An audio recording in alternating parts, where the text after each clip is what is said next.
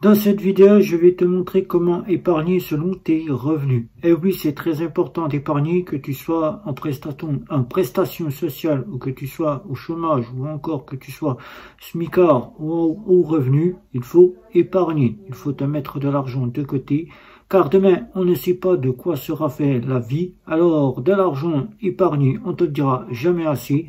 Que ce soit pour du précaution, que ce soit pour du long terme ou que ce soit pour ta retraite, il faut que tu mettes de l'argent de côté. Alors, nous allons voir comment bien gérer cette épargne, combien épargner selon tes revenus. Eh bien, c'est parti, on va voir combien tu vas épargner selon tes revenus. C'est parti.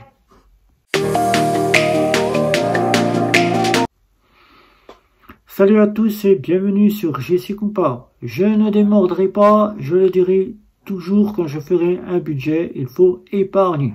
Épargner, c'est très important car demain tu ne sais pas de quoi la vie est faite. S'il t'arrive une petite bricole, tu perds ton emploi ou bien tu n'as plus d'argent, que vas-tu faire si tu n'as pas mis d'argent de côté? Eh bien, il faut savoir que tu ne feras rien car tu n'as pas d'argent et auquel tu pourras ne pas vivre décemment, ne pas vivre du tout. Car tu n'auras pas épargné du tout. Il faut savoir qu'on t'a toujours dit que si tu as besoin d'argent, il faut mettre de l'argent de côté pour les imprévus, au cas où tu as un imprévu, mais il faut aussi te constituer une somme d'argent au cas où les imprévus, tu n'y as pas pensé, que tu puisses piocher dedans. Que ce soit le long terme, que ce soit la précaution ou que ce soit la retraite, ces trois épargnes sont très importantes. Je mettrai même un point dessus, car c'est ces trois épargnes qu'il te faut absolument. L'épargne de précaution, c'est pour quand tu as besoin de te retirer de l'argent tout de suite, que tu as besoin de payer quelque chose d'urgent, des courses, ou bien une facture qui arrive à l'improviste, ou bien quasiment de payer une panne de ta voiture si tu n'as pas prévu les imprévus. Ou bien éviter le découvert, car tu sais que le découvert c'est une spirale, avec ce que les banques sont en train de mettre en place, auquel ils font en sorte d'appauvrir de plus en plus le client. Je t'évite tout simplement de ne pas en demander. Ça t'évitera déjà d'avoir les frais et ça t'évitera tout simplement de piocher dedans et d'être dans la spirale de rembourser chaque mois et de te voir avec moins d'argent sur le compte auquel tu n'arrives pas à finir les fins de mois. Alors, ces trois épargnes, nous allons voir combien épargner selon tes revenus. C'est parti, nous allons voir cela. Cette vidéo n'est pas là pour te déstabiliser et te dire absolument que tu dois absolument épargner, mais te faire comprendre que d'avoir un épargne, ça peut te sauver la mise et ça peut t'apporter de l'argent pour le lendemain. Que ce soit du précaution ou que ce soit du long terme, ce sont les deux plus importants. Mais je rajouterai la retraite, car quand tu seras en retraite, tu te diras, ben, si j'avais su, j'aurais mis de l'argent de côté.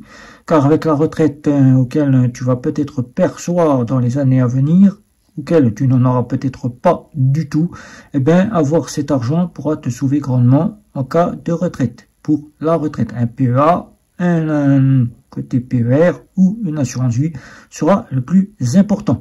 Mais là, il est question de savoir combien épargner selon tes revenus, car il serait temps pour toi, si tu es dans la vie active, démarre cette épargne le plus tôt possible, je dirais dès que tu te mets à travailler, comme ça, plus tu auras épargné, plus tu auras de l'argent.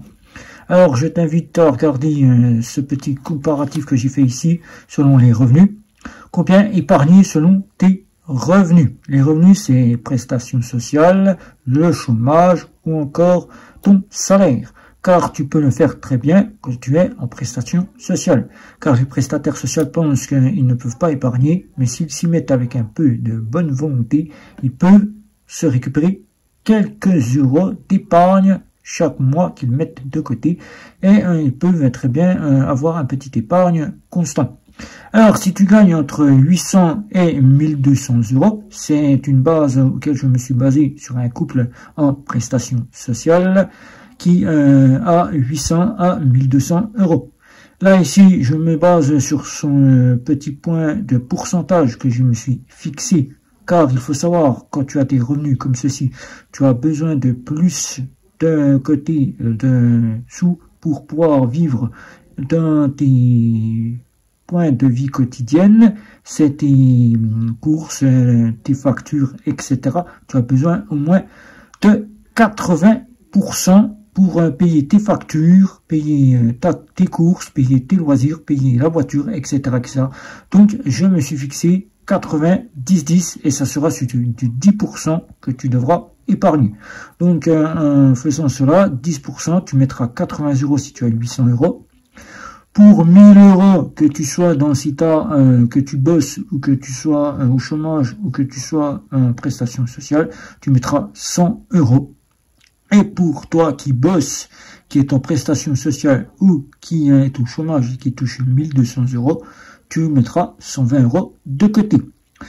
Après viendra si tu es au SMIC, là tu pourras vraiment passer sur le plan que moi je me suis fixé en me basant sur une personne au SMIC qui lui aura besoin, mais moins besoin que ceux qui sont dessous du SMIC. Il aura besoin de 60% pour sa vie quotidienne, puisqu'il y a ses factures, ses frais fixes, etc., etc.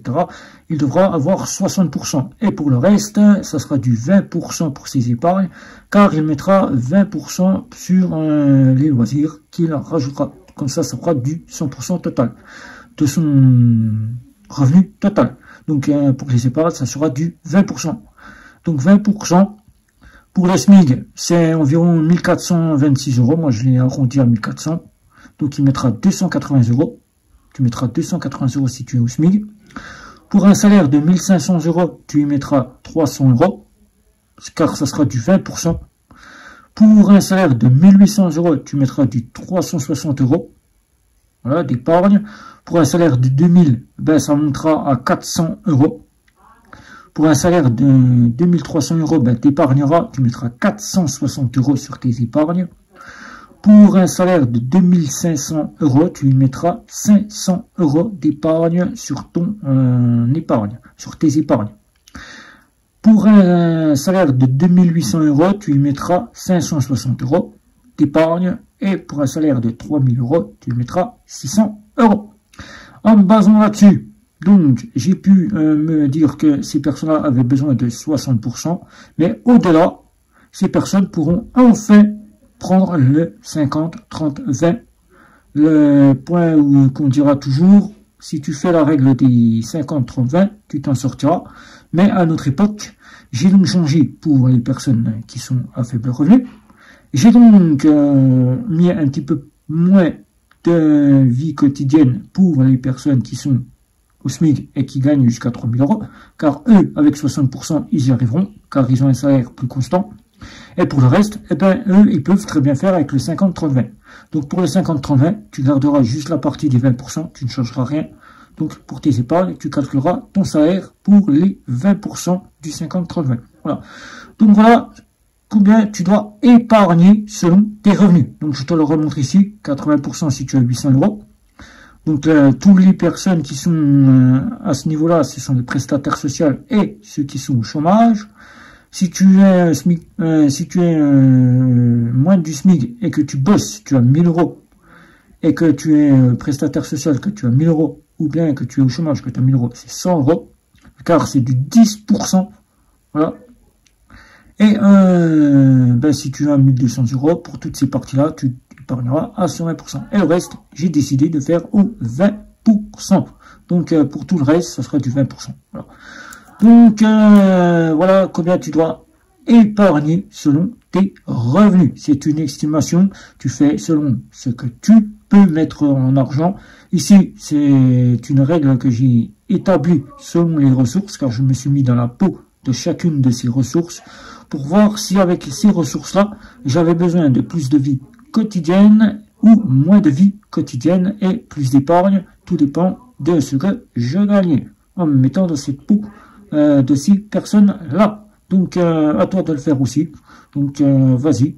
Si tu as un revenu qui se situe là-dedans, ben n'hésite pas. Si tu as un autre revenu qui n'est pas cité là-dessus, ben n'hésite pas à m'en faire part juste en dessous de la vidéo en me disant ton petit calcul, si tu as pris le 20% sur les 60% de vie quotidienne, ou si tu as pris le 50-30-20, car tu gagnes plus, ou bien tu te retranches dans la tranche des 80, 10, 10, des personnes qui ne pourront mettre que 10% de leur épargne. Voilà. Donc, mets un petit like, un petit commentaire, un petit point sur la petite cloche et surtout de t'abonner. Et sur ce, je te dis bye bye, à la prochaine vidéo.